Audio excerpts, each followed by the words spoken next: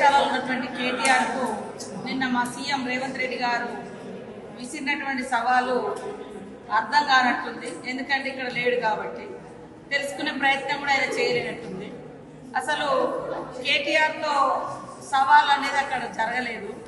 కేసీఆర్ను మేము సవాల్కు మా సీఎం గారు పిలవడం జరిగింది. అసెంబ్లీకి రమ్మంటే వీళ్ళు ప్రెస్ క్లబ్లలో అంటున్నారు. ముఖ్యంగా కేటీఆర్కు గుర్తింపు సమస్య ఉంది. ఆయన నాయకత్వాన్ని ఆయన చెల్లెనే అంగీకరిస్తలేదు. ఆయన నాకు వర్కింగ్ ప్రెసిడెంట్గా కూడా నేను ఒప్పుకోను, మా నాయకుడు కేసీఆర్ అండి. ప్రతిపక్షంగా కూడా ప్రతిపక్ష నాయకుడిగా అసెంబ్లీలో కేసీఆర్ గారే ప్రాతినిధ్యం ఉంది, కేసీఆర్ గారు. కాబట్టి మా సీఎం గారు అసెంబ్లీలో రండి, చర్చించుదాం, సూచనలు చేయండి అని మాట్లాడితే ఫామ్ హౌస్ నుంచి ఆయనను బయటికి రాని అనట, కానీ విదేశాల నుంచి ఉటావుటిని వచ్చి నేనున్నా అని మాట్లాడుతున్నాడు. ఇలా మీకు అందరికీ గుర్తింపు సమస్య, ఆల్రెడీ మీరు డెడ్ అయిపోయింది మీ పార్టీ. కాబట్టి ఇప్పుడు మీకు గుర్తింపు సమస్య వచ్చింది. కాబట్టి మా సీఎం రేవంత్ రెడ్డి గారు విసిరిన సవాల్కు నీకు కాదు సవాల్, ప్రతిపక్ష నాయకుడిగా, మరి 9.5 సంవత్సరాలు ముఖ్యమంత్రిగా చేసినటువంటి మాజీ ముఖ్యమంత్రి గారు రండి, ఎక్కడో ఉండి మాట్లాడడం కాదు, అసెంబ్లీకి రండి, లేఖ పెట్టండి, అసెంబ్లీ సమావేశపరుస్తామని మేమంటుంటే ఆయన డెడ్ లైన్ పెట్టినాం. నీ డెడ్ లైన్ల కోసం ఇక్కడ ఎవరు వెయిటింగ్గా లేరు, మేము పెట్టిన డెడ్ లైన్ అసెంబ్లీ వేదిక. అసెంబ్లీకి వచ్చి ప్రజల సమస్యలు చర్చించాల్సినటువంటి అవసరం ఉన్నటువంటి ఒక ప్రతిపక్ష నాయకుడు బయటికి రాకుండా ఆయననేమో ఫామ్ హౌస్లలో ఉంటారు, మీరేమో విదేశాలలో తిరుగుతారు, మీ చెల్లినేమో జైలు సమస్యతో ఎదుర్కొంటుంది, తర్వాత ఆమె సపరేట్గా ఆమె ఒక సమస్యతో ఉంది. నిన్నగాక మొన్న కొన్ని ఇంటర్వ్యూలలో ఆయన అసలు నాకు నాయకుడే కాదు కేటీఆర్ అంటుంది. ఇంకా నీతోటి మేము ఎవరు ఇక్కడ గుర్తించి మా నాయకుడు లేదా మా రాని నీతో చర్చించడానికి ఎవరు తగ్గిలేరు. ఇక్కడ మీ నాయనకి హోదా ఉంది, మీ నాయన ప్రతిపక్ష హోదాలో పనిచేస్తున్నాడు. ప్రతిపక్షంగా ఓ 10 ఏళ్ళు రాష్ట్రంలో ముఖ్యమంత్రిగా ఉన్నాడు. ఆయన అనుభవాలు కానీ ఆయన ఆలోచన కానీ పంచాలంటే అసెంబ్లీకి రమ్మని మేము ఆహ్వానిస్తాం. ప్రెస్ క్లబ్బులు, ఇంకో క్లబ్బులు అది కాదు వేదికలు. ప్రజా సమస్యలు చర్చించడానికి అసెంబ్లీనే సరైనటువంటి వేదిక. ఎందుకంటే అసెంబ్లీలో కూడా మెంబర్గా ఉన్నాడు ప్రతిపక్ష నాయకుడు, ఎమ్మెల్యేగా ఉన్నాడు, ప్రతిపక్ష నాయకుడు ఉన్నాడు. కాబట్టి ప్రజల సమస్యలు అక్కడ చర్చించడానికి రావాలని మేము సవాల్ విసురుతున్నాం. దాని నుంచి తప్పుకోవడానికి ఇలాంటి పనికిరాని డెడ్ లైన్లు లేదా పనికిరాని సవాళ్ళు విసిరి వాళ్ళు ఏదో గొప్పోళ్ళు అనుకొని ఒక ఆనందం పొందాలని చూస్తున్నారు. కానీ ఎవరు కూడా మిమ్మల్ని పట్టించుకునే పరిస్థితి లేరు. మీ పార్టీ డెడ్ అయిపోయింది, మీ డెడ్ లైన్ల గురించి మేము పట్టించుకునే పరిస్థితులు లేవు. సోదరులకు, ఎలక్ట్రానిక్ సోదరులకు పేరు పేరున నమస్కారాలు. ఇన్ని రోజులు విదేశాలలో ఉన్నటువంటి కేటీఆర్ కు నిన్న మా సీఎం రేవంత్ రెడ్డి గారు విసిరినటువంటి సవాలు అర్థం కానట్టుంది. ఎందుకంటే ఇక్కడ లేడు కాబట్టి తెలుసుకునే ప్రయత్నం కూడా ఆయన చేయలేనట్టుంది. అసలు కేటీఆర్తో సవాల్ అనేది అక్కడ జరగలేదు.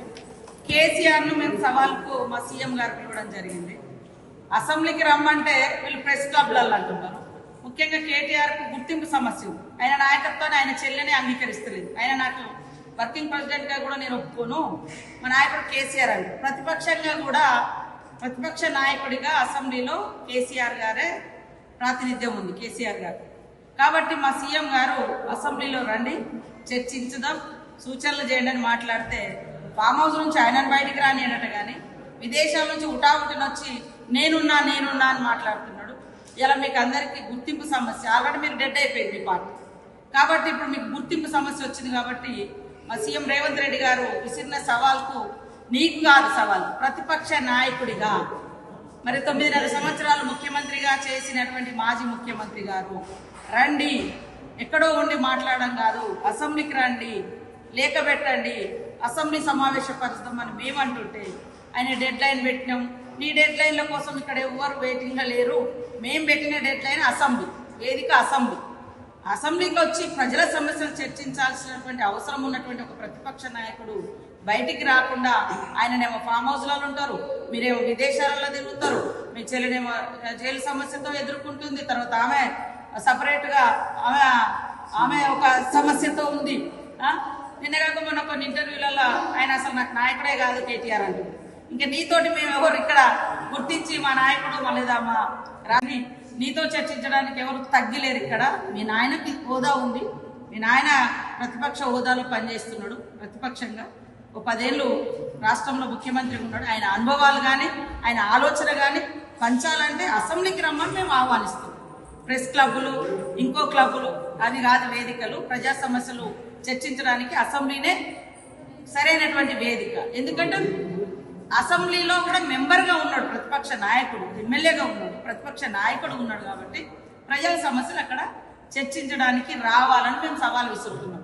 దాని నుంచి తప్పుకోవడానికి ఇలాంటి పనికిరాని డెడ్లైన్లు లేదా పనికిరాని సవాళ్ళు విసిరి వాళ్ళు ఏదో గొప్పోళ్ళు అనుకొని ఒక ఆనందం పొందాలని చూస్తున్నారు. కానీ ఎవరు కూడా మిమ్మల్ని పట్టించుకునే పరిస్థితి లేరు. మీ పార్టీ డెడ్ అయిపోయింది. మీ డెడ్లైన్ల గురించి మేము పట్టించుకునే పరిస్థితులు లేవు.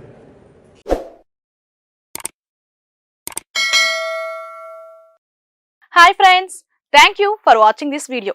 ఈ వీడియో కనుక మీకు నచ్చినట్లయితే దయచేసి లైక్ చేయండి, షేర్ చేయండి. ముఖ్యంగా మా ఛానల్ 24/7 న్యూస్ టీవీని సబ్స్క్రైబ్ చేసుకోండి.